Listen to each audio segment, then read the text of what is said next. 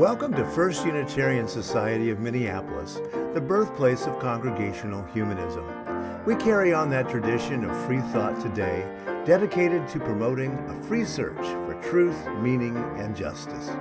Our web address is firstunitarian.org. I'm David Breeden, Senior Minister. Welcome.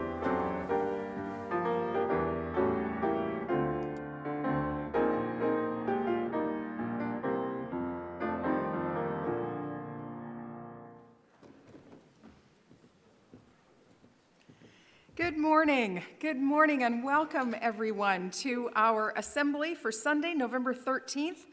Whether you've been here many times, whether it's one of your first visits or somewhere in between, you are most welcome here. It's good to see your faces, parts of your faces. We are hopeful that in the assembly hall, folks will keep their masks on. We do have some folks in our community who are immunocompromised, and that helps keep us all safe where we're here in the assembly hall. In the rest of the building, you can do as you will, but as we're seated here, thank you for keeping your mask on. If you're online, hello and welcome also. We hope you folks online will make use of the chat to check in with each other during assembly. And we hope you have a really good lunch waiting for you at home or wherever you are online, because for folks here in the building, we hope you will join us for our mini meal today in the lower assembly hall downstairs. Today we have a perfect pot pie, which is roast beef, potato, and carrot under a cornbread crust. Home-style mac and cheese, and peas porridge hot, spicy split peas, and root veg on polenta. Yum, yum. I'll tell you that there's no 12:15 in the Dietrich programming today, but next week, our own Drew Bakius will present the second installment of his Embodied Humanism series at 12:15 in the Dietrich next week. Thank you, Drew, for that. Today at 12:15, we will have a Welcome to FUS session for folks who are new around FUS, or if you've been here a while and want to learn more about our pathway to membership, how we do things, get a little more information. That's at 12:15 in my office, which is just out these doors and down the hall to the left, right across from the elevator. So 12:15, welcome to FUS. Well, after the election, we have to give a big round of applause to our UU the Vote team.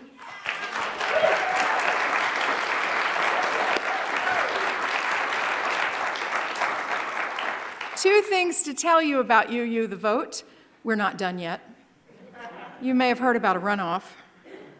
And I've just gotten a message from, I did get a message, from Jenna to tell me what we're doing next week or about that runoff. For Get Out the Vote letter writers, letters for the Georgia runoff election are in the FUS office on the Active Voices table. So you can pick up a letter packet, take it home, write it, and mail it ASAP yourself, okay? So if you want to continue to participate in this UU Get Out the Vote effort, we're still doing that for the Georgia runoff.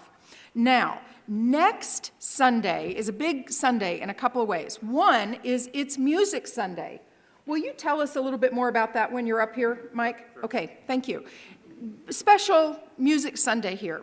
And after Assembly, Music Sunday, everyone who participated in UU the Vote, whether you met in the library and signed letters and postcards, or you did some texts or phone calling, or did door knocking on your own for candidates, or contributed to a political campaign, we are all going to gather on these steps after Assembly next Sunday and take a picture of all of us who participated in UU the Vote.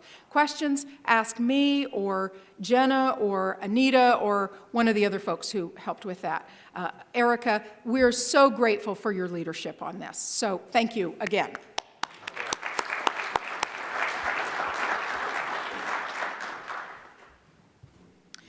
Our theme this month is change.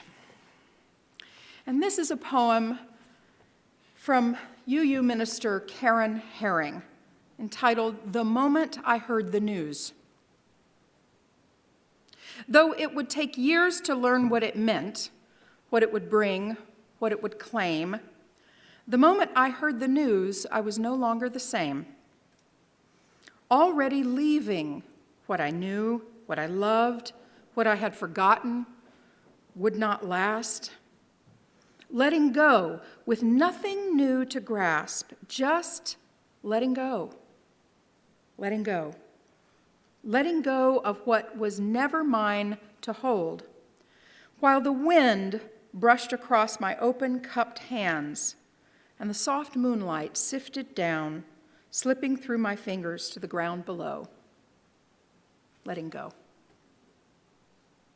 Come, let us gather in community.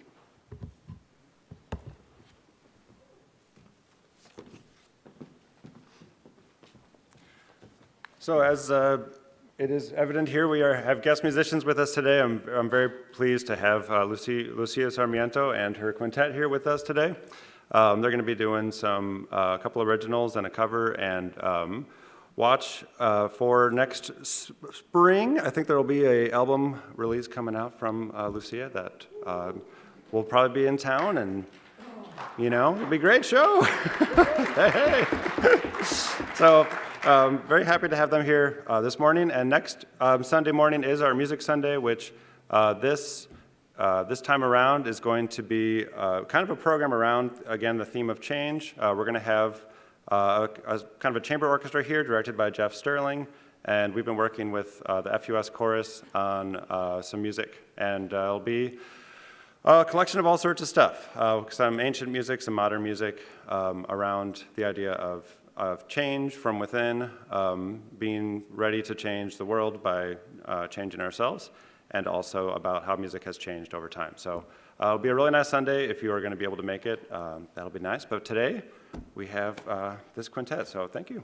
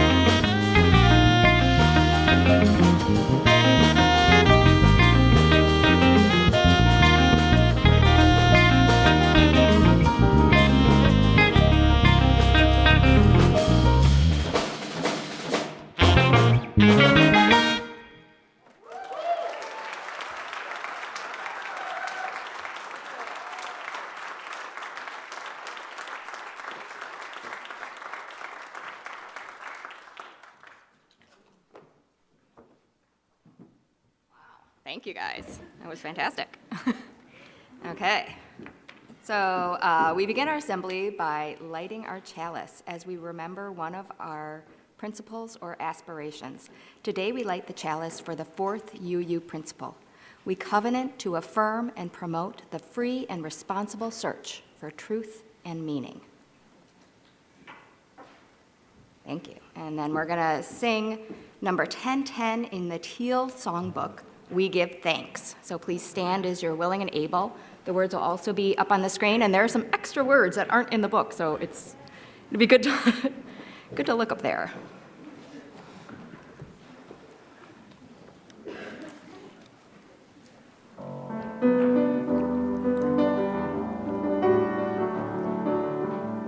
Oh, we give thanks for this precious day, for all gathered here and those far away, for this time we share with love and care. Oh, we give thanks for this precious day. Oh, we give thanks for the old and young, for a time of wonder, joy, and fun, for all we give as we grow and live. Oh, we give thanks for this broken tongue. We give thanks. Okay.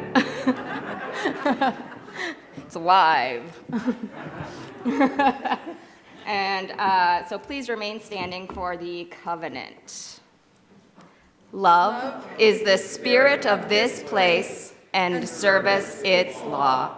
This is our great covenant, to dwell together in peace, to seek the truth in love, and to help one another. Thank you. Please be seated. You have one.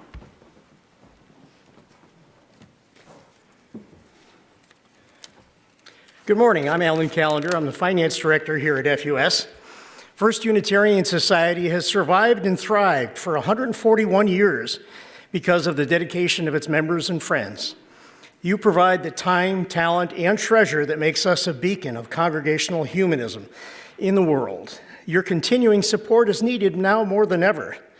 If you'd like to contribute today, you can do so via our website at www.firstunitarian.org, on PayPal, the Vanco mobile app, using an electronic kiosk that'll be available downstairs, or by stopping by the office with a check or with a credit card. A special thank you to our members and friends who contribute on a monthly recurring basis, either by automated checking account or credit card donations. Even modest amounts in this way add up to significant contributions, and they make the financial budgeting process much more dependable. I like that. Thank you for your support in any amount that makes the work of First Unitarian Society possible.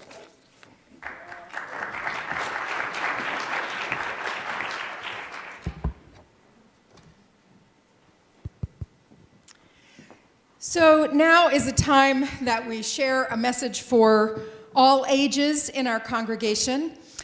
In days past, we had the young ones come up to the front, but I think now we just stay where you are, and I will try to see you exactly where you are. So my story today is one that you have perhaps heard before. We've heard this story lots of times before, and it's the story of when a caterpillar turns into a butterfly, right? We know this story, and the ones who are not as young as some of the other ones will tell you that you hear this story all your life. And I don't know about y'all, but it never gets less amazing to me how a caterpillar turns into a butterfly. And the more I learn about it, the more amazed I am. So you know the story, right? A little larva comes out of, what do they come out of the ground? An egg. It comes out of an egg. See, I know the story. And then it eats what was around it. And it eats and it eats and it eats. And it eats the leaves, and it sheds its skin, and it eats some more, and it sheds its skin, and it eats some more. The very hungry caterpillar is very, very hungry. And so finally, not even finally, then it spins this chrysalis, this hard shell. It creates a hard shell that it wraps around itself. And then you know what it eats? Itself. And inside this chrysalis, it turns into a kind of goo. It's just goo. Where there was a caterpillar, there's now just goo, just kind of a soup, and everything has changed. How could it possibly be that something could come out of that? Well, there are these tiny bits of information called imaginal discs. Imaginal discs. Does that sound like a good name for a band? The imaginal discs, right? It's kind of old school. These tiny, tiny, tiny bits of code that help grow into a butterfly. And so one tiny bit of code grows into wings, and one tiny bit of code grows into legs and antenna and all the other parts. And out of the goo is formed something completely different. And like a lot of the change that happens in our lives and our bodies, it happens out of sight, in the dark. And so finally, folded up inside the chrysalis is this beautiful butterfly. And she begins to wiggle, and she begins to move a little bit, and the chrysalis begins to open. And guess what? If a human being or another creature were to help the butterfly try to emerge from the chrysalis, she would never be able to fly. She has to do that incredibly hard work of reaching out and breaking free and squeezing out of that chrysalis all by herself. change and change and change and change again. And finally, she's a butterfly. From that tiny little egg to a larva to a hungry caterpillar to goo to a butterfly. That's amazing. How can it be? It seems like magic, right? It seems like magic. But guess what? It's not magic, it's nature. And nature, your body, all of it, everywhere, all of it is nature, and all of it is changing all the time. How cool is that? So now, young ones, you're going to change where you are. You're going to go from here to your religious education classes.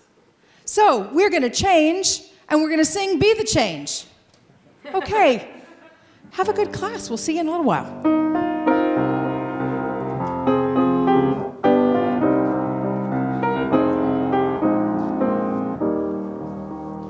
Be the change you want to see in the world. Be the change you want to see in the world. Be the change you want to see in the world. And change will come to you.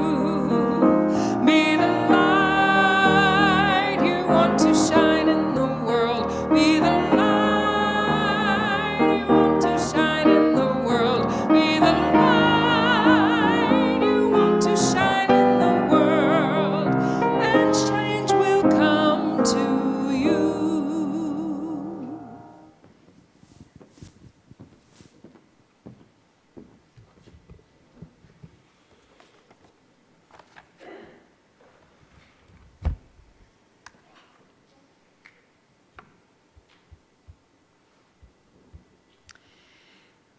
First Unitarian Society is a congregational humanist community. We are here for each other. On Sundays, we take a few moments to reflect on the joys, the sorrows, and the milestones of the human experience. In doing this, we remind ourselves of the value of a moment of stillness, and we're reminded to stay in touch with our own humanity. As a gathered community, we do this so that no one among us is alone in celebrating life's joys or in facing life's tragedies and burdens. We're here for each other. We'll start with a moment of congratulations for FUS member Wayne Groff, who handily won re-election to his city council seat in Roseville.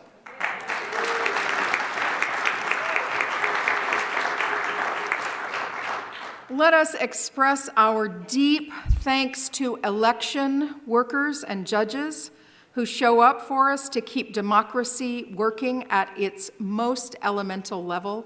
How many among you were election workers or judges this time? Wow, wow.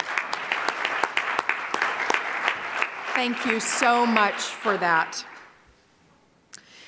And a belated 100th birthday to the late Kurt Vonnegut, humanist and Unitarian, whose satirical and darkly humorous novels and short stories gave us a new way to see the world. We now take a few moments to reflect on our world, those who work to comfort and heal the suffering, and those who work for justice.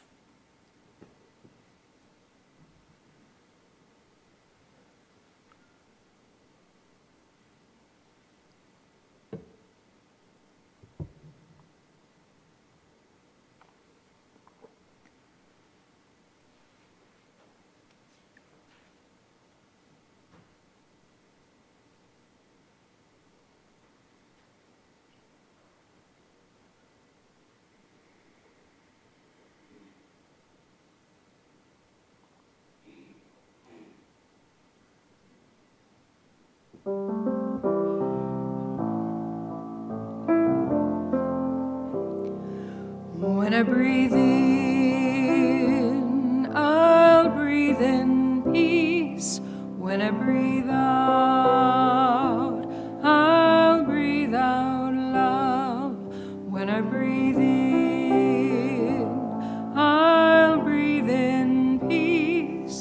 when I breathe out, I'll breathe out love.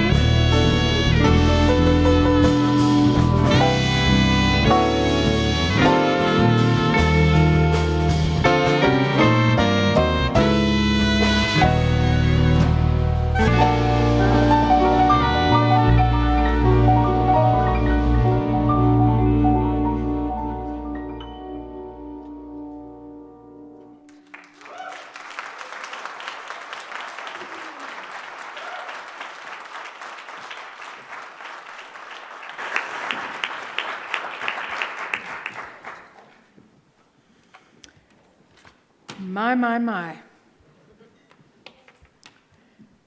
Thank you, Lucia and band.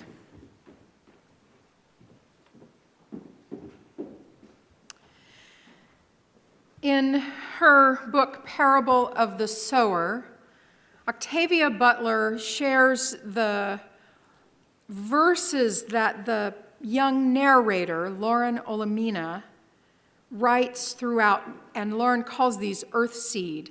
And Lauren is working out a change from who she has been in her father's rather traditional church in this dystopian landscape. But her father is a preacher in an old school kind of church, and Lauren is working out a new thing, a new way of understanding ultimate reality. So this is the beginning verse of Earthseed, and I want you to hear the word God in this verse as ultimate reality, not as supreme being, but as ultimate reality. All that you touch, you change. All that you change, changes you. The only lasting truth is change. God is change. Throughout all of her work, but especially in the Parable series, Octavia Butler lifts up change as the only lasting truth. In the parable of the sower, and then subsequently in the parable of the talents, a strong man has risen to power as president in the United States. And climate change is decimating the environment. The economy is falling apart. Income inequality is out of control. Resources are scarce, and violence has forced people to isolate. How fantastical would that be? It's quite something. 1996, I believe she wrote Parable of the Sower, and it's not even prescient. What she said, what Butler said, is that she followed what was currently happening in the world out to its logical conclusion. We sometimes see the great changes that are happening in our society, in our democracy, on our planet, as immediate. It wasn't this way 3 years ago, but the changes have been coming for a long time. So our theme this month is on the path of change. And I want to spend a little time this morning talking about changes, all of the changes in our bodies, in our minds, in our civic life, changes on the planet, changes in our congregation. I want to start first with the idea of neuroplasticity, right? So when I look around among us, there are people who I just turned 60. There are plenty of us who are older than me and plenty of us who are younger than me. We are all somewhere in this long series of changes that is our lifetime. Our lifetime is a series of moments and changes. So the young ones, the very young ones, are just changing at just the fastest pace. Jacob, our wonderful tech director, has a brand new baby, and Trinidad's brains are just flashing and firing all over the place. No wonder he can't sleep at night. He's just, man, so much is happening in that brain. The most that will ever happen in Trinidad's brain is happening right now because he's an infant, right? He's growing all those neurons. You ever notice how a baby's head is a little bit too big for its body?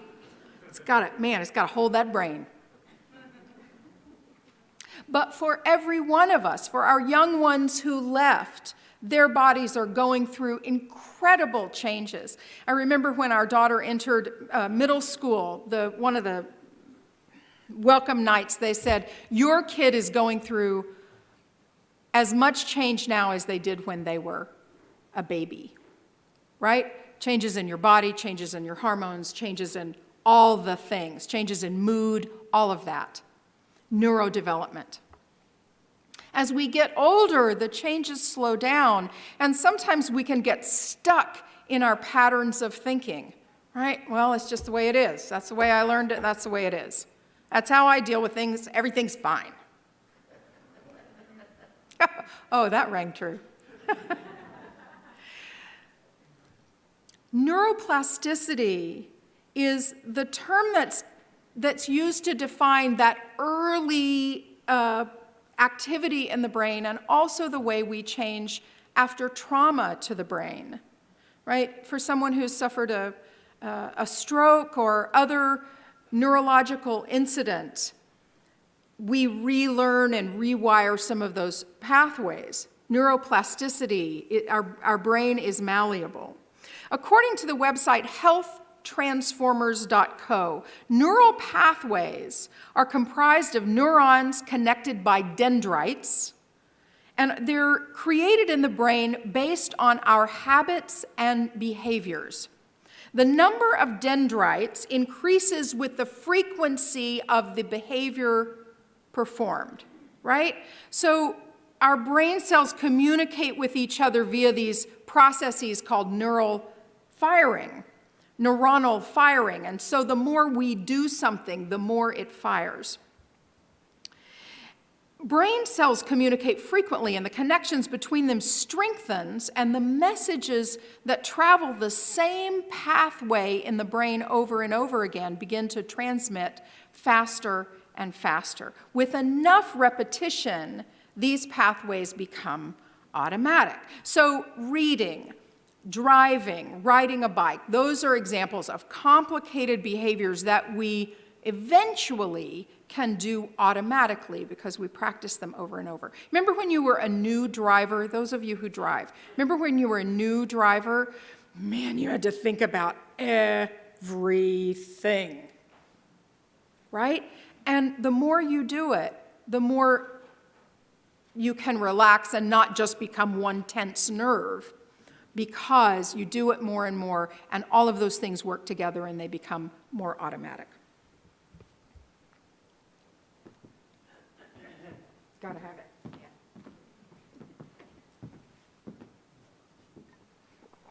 In a book called Hardwiring Happiness, a neuropsychologist explains that our brains are wired toward the negative, right? For example, like if you have 10 experiences during the day, let's say 5 of them are neutral, 4 positive experiences and 1 negative experience. What's the one you're going to think about when you go to bed at night? Right? The negative one. Right. Our brains are hardwired toward the negative because when we were brand new humans, I mean, not babies, but way back in the beginning of as humans were developing, the negative experiences could kill you, right? So we had to focus on those. But we're not stuck with that. That's where neuroplasticity comes in, right? So how can we change our brains to focus on the good experiences? Well, this book, Hardwiring Happiness, gives practical advice for this. One strategy is to focus on the good for 10 to 20 seconds, like really absorbing it and storing the experience in our long-term memory. So you might see a beautiful view or a beautiful sunset and go, oh yeah, that's really pretty, that's nice. What's next on my list? But by really allowing it in, letting in positive experiences, focusing on them, storing them in our memory, and returning to them, as a practice, we create those neuronal pathways. We are not stuck with focusing on the negative. We can do some training with our brains to focus on the positive. I am loving this new book by UU Minister Karen Herring, and I'll leave it on the welcome table outside so you can take a look at it. It's called Trusting Change. Trusting Change. And she talks about 3 qualities of change that are worth keeping in mind, that both bear on what's happening within us, in our own lives, the changes that happen in our lives, in our bodies, in our families, in our congregation, in our community, in the world, on the planet, right? She says that these qualities can apply at anywhere in those, what I think of as concentric circles. The 3 qualities that she talks about are that change echoes. So the changes that are happening in me are amplified by the changes that are happening around me. And conversely, the changes that are happening around me exacerbate or soothe, perhaps, the changes that are happening in me. If you are undergoing a great change yourself, if you've lost your partner, if you are an empty nester this year for the first time, if you are getting ready to graduate and go to college, or getting ready to graduate and get a job or have your first apartment, or your relationship is like that. You know that, right? Those changes that are happening in our own lives can be exacerbated by the great and fast societal change that we feel around us, right? If you're having issues in your own life, COVID may have just knocked you on your butt. It did for many of us, living through this pandemic, this great change of that nothing was the same. And we're just now beginning to realize how much changed for us. That is exacerbated by what's happening in your own life. Does that make sense? The echo from inside to the greater world and vice versa. I can't take another shoe to drop in our civic life. I've got too much, I can't stand it. It echoes throughout us. Change echoes. She says, 2, participating in change is a shared task. We do so well as humans who are made for connection to participate in change together. And if I am undergoing this change, the loss of a beloved friend or a change in my job, I'm not the only one who's ever done that. Someone else in this room has experienced that. And when I reach out and open to what that change is, then I get strength and experience from someone else and hope. And also, when we want to change society in a certain direction, we do it together. We dare not try to do it on our own. That way, madness lies. And the third thing she says, Karen Herring says, is change is embodied. Change is embodied. These are words that I often share at memorial services. These are the words of Minister Kate Tucker. And she says it helps to understand that grief and loss and great change will take you on an unpredictable journey, and that a change is a thing that happens in your body, not just in your soul, she says, not just in your mind or spirit. It happens in your body.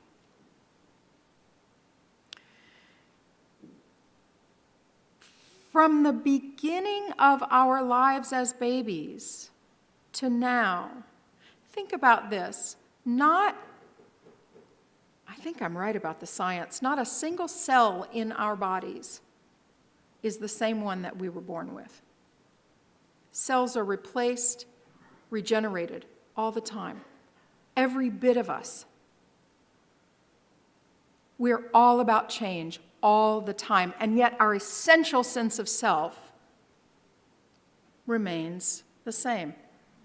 Isn't that something?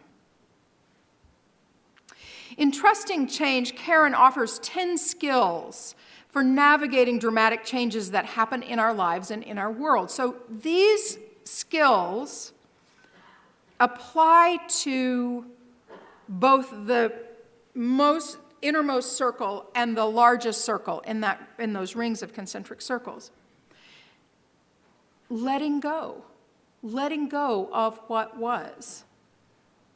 That caterpillar has to let go of caterpillar life to become the goo, to become the butterfly. Must let go.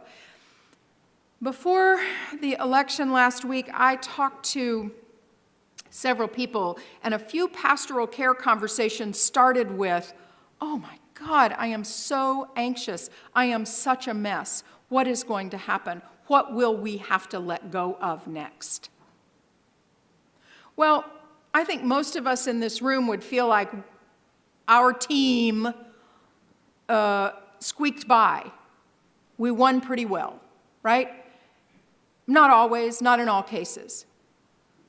And so it's easy to let that anxiety kind of go, we got past that one. But still, it comes up again. So being able to let go and be in a place of equanimity for what comes is a practice that many religious traditions teach, and I think it's an important one. Grieving what was before, grieving the way we used to be able to be together before, practicing equanimity, practicing meditation, taking part in stillness, navigating the unknown, claiming companions. We need companions on this journey. Moving on, imagining a way and widening what we trust. How can we trust something that is completely new and different, something we don't even know? And part of it is that we have to do that work of squeezing out of the chrysalis that we have known, that binds us, into some new possibility that we can't even imagine. I think there's a great deal of climate grief going on, anxiety, climate grief and anxiety. I think it's worthwhile to think about it, be present to it, name it, claim it, talk about it, make plans for it, make plans for what's going to happen. I read a story not long ago about the Guna people of the San Blas Islands off of Panama. These are the indigenous people of Panama and Colombia. And for a decade, they have been making plans for what will happen when they can no longer live on their island, and that time has come. So they're moving inland. They are letting go, grieving, claiming companions, navigating the unknown, all of those things in order to survive. I think we have to think that way. As a congregation, who will we be in 10 years? We don't know yet. But our board is thinking about those kinds of things. Our stewardship team is thinking about those kinds of things. Leadership across the church is thinking about that. The congregation. Who will we be? Will we hold on to what we have been and the way we've always been? Or will we emerge out of something because we must? And what's more exciting? To stay stuck? That's the way we've always done it? I don't get the sense that this congregation has ever been, that's the way we've always done it. But the idea that we could emerge into something different is exciting. Amazing. It is our human nature. I'll close with these words from Karen Herring. Can you feel it? The humming in this story that calls each of us now? Can we listen to the ancient rhythms resounding in the in-between, old instructions for new arrangements, beckoning to us to ask, who are we becoming? In the chaos of great change, what imaginal possibilities are waiting to awaken in you, in me, in us, in the world? Are you Are we willing to let go of what we now know to become something new? May we have the courage to do so.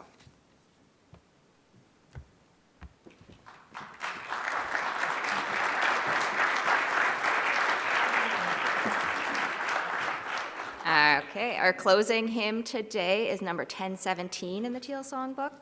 Please rise as you are willing and able for Building a New Way.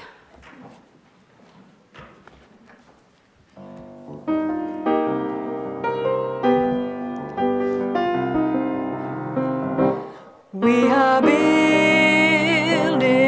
a new way. We are building a new way. We are building a new way, feeling stronger every day. We are building a new way. We are working to be free. We are working to be free. We are working to be free. Hate and greed and jealousy. We are working to be free. We can feed our every need. We can feed our every need. We can feed our every need. Start with love, that is the seed. We can feed our every need. Peace and freedom is our cry. Peace and freedom is our cry. Peace and freedom is our cry. Without these, our world will die. Peace and freedom is our cry. Thank you. Have a seat, and we will extinguish the chalice. We extinguish this flame, but not the light of truth, the warmth of community, or the fire of commitment. All of these we carry in our hearts and in our minds until we are together again.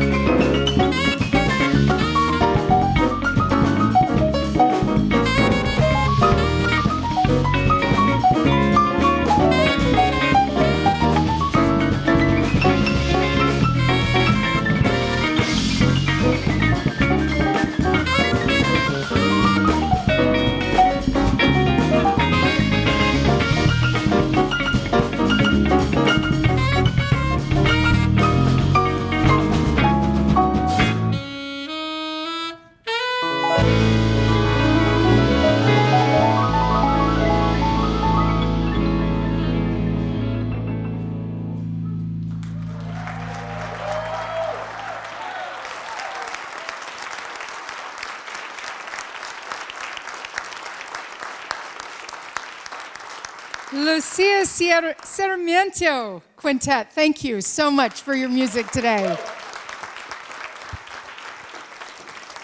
Go out into the world, be fearless, ask questions, hold on to what is good. Strengthen the weak, comfort the fearful, serve the suffering, do what makes you come alive, and rejoice in the power of the human spirit. So may it be.